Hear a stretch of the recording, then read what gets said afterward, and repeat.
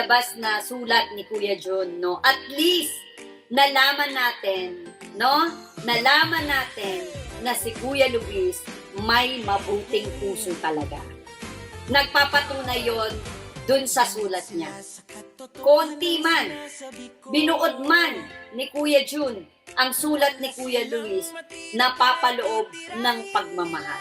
Tama mali? Sino po yung nakaramdam niyan kahapon?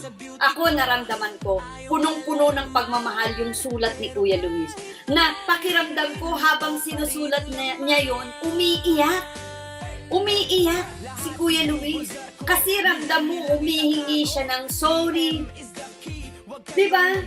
Ina-accept niya yung mga pagkakamali niya. Pag ikaw gumagawa ka ng ganong sulat, hindi ba iiyak ka? Madadala ka ng damdamin mo. Diba?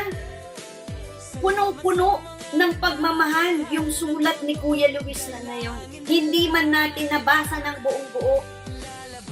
Pero yung pinakabuod, nakita natin may pagpapakumbaba, may acceptance, may paghingi ng sorry, at may pagmamahal. Tama, mali? Diba?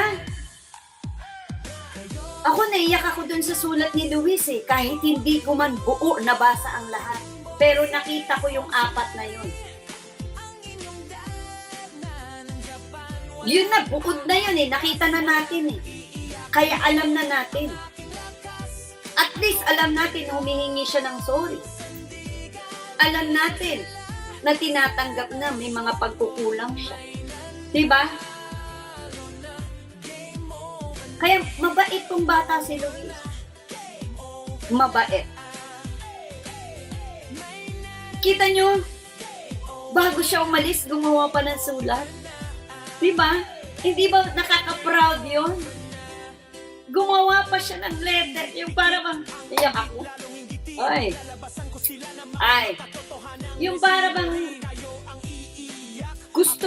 gusto pa rin ni Kuya Luis na magpadama ng pagmamahal.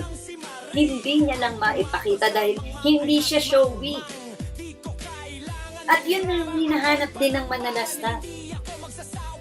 Kulang nga lang. Wala tayong magagawa, ganun talaga si Kuya Luis. Hindi siya showy. Ako, Ma'am Shi, naiyak po ako kagabi, lalo na nakalakip na picture. Yes! Di ba?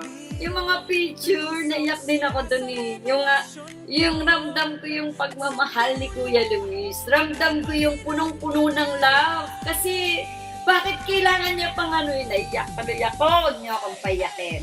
Ay! No? Diba? Mapagmahal na bata to. Naalala niyo ba? Binigyan siya ng pera ni Tekram. Pero ang ginawa niya, binigyan niya ng pera ang tatay niya. Naalala niyo yun?